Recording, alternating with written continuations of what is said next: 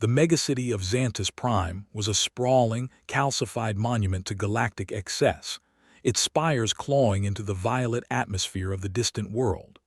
At its heart, the Stellar Convergence Terminal never slept.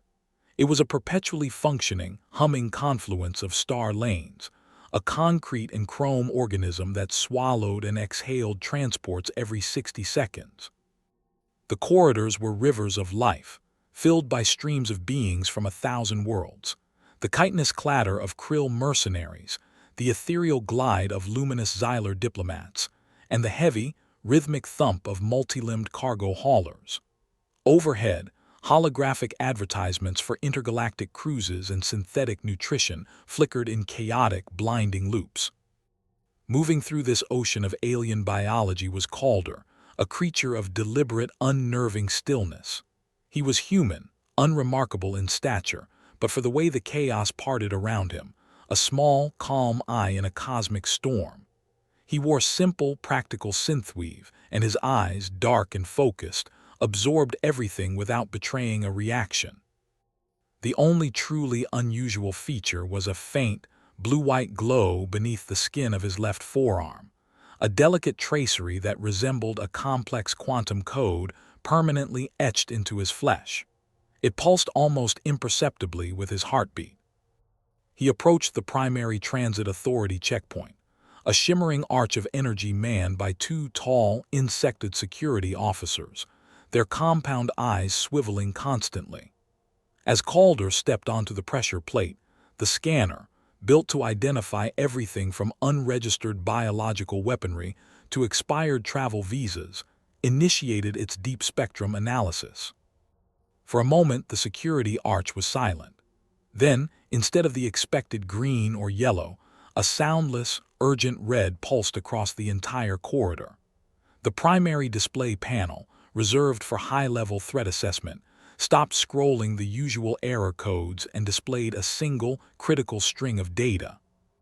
Classification, Omega Class, Identifier, Status, Forbidden, Immediate Lockdown Protocol initiated.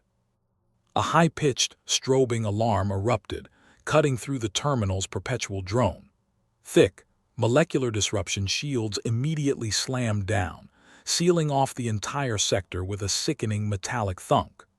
The flow of beings instantly became a panicked, bottlenecked mess of flailing limbs and panicked cries. The insected guards were frozen, antennae twitching wildly, their training algorithms failing to process the sight of the forbidden identifier. Calder, however, remained serene. "There seems to be a systems malfunction," he said, his voice level and entirely devoid of urgency, speaking in universal standard. "Perhaps you should cycle the power matrix." The nearest officer finally moved, clicking its mandibles in confusion and brandishing a stun rifle. "Stay where you are. Identity confirmation requested. What is Project Astral?" Calder simply shrugged, a gesture of almost maddening casualness. "Never heard of it.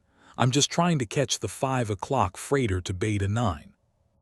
The guards, hampered by the sudden chaos and the bewildering designation, instinctively called for Sector Commander Vrek.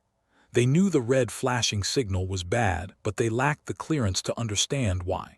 By the time the commander's emergency transport arrived and the shields had been partially retracted to allow him entry, the situation had shifted. Calder was gone. Not run, not fought, but simply not there. The two security officers were still trying to file their report, describing a blur of movement, and the man simply vanishing into the crowded confusion near a decommissioned refreshment stand. Commander Vrek, a squat, broad-shouldered Cathar with heavy, segmented armor, and a lifetime spent policing the galaxy's worst transit hubs, strode directly to the scanner arch. He bypassed the confused officers and initiated a direct download of the security logs, pulling the raw data from the moment of the lockdown. He saw the flashing Astral 103 code and felt the cold knot of dread tighten in his triple heart. Project Astral. The name was less a security threat and more a terrifying piece of galactic history, something officially relegated to myth and redacted files. It was an ancient human program, born of desperation during the first, crippling campaigns against the Invictus, the species that was supposed to be unconquerable. The purpose of Project Astral was simple and terrifying: to create Omega-class operatives, not soldiers but living weapons. They were genetically, pharmacologically, and technologically modified humans, each one a hyper-specialized instrument of war, designed to exceed the combat capability of entire companies of standard troops.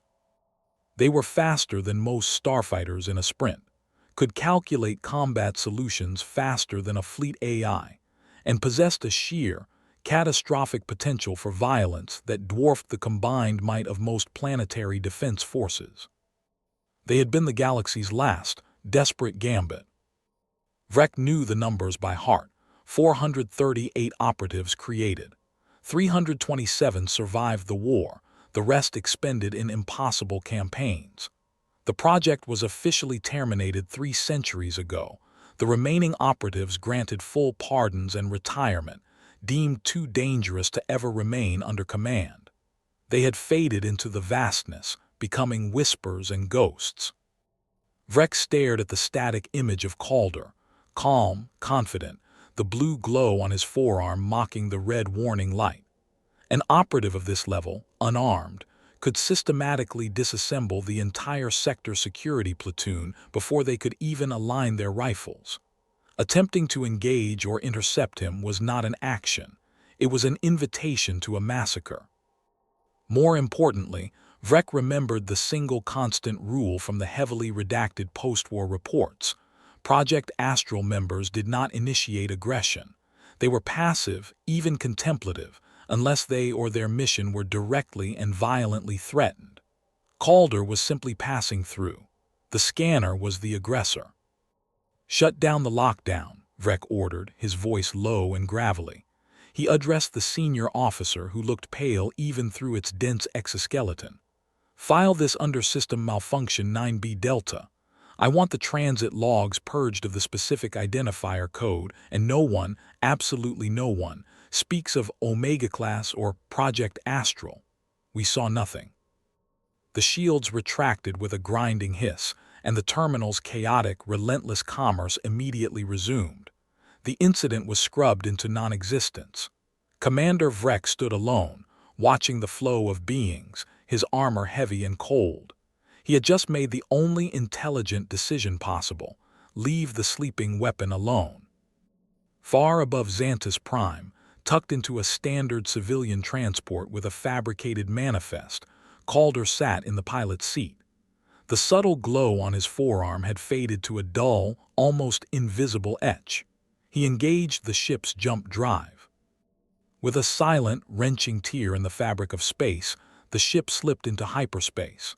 The galaxy had long forgotten the war, and it had certainly forgotten the terrifying humans who had fought it. But the shadows of Project Astral, rare and hidden, still existed, and they were only dangerous to those foolish enough to awaken them.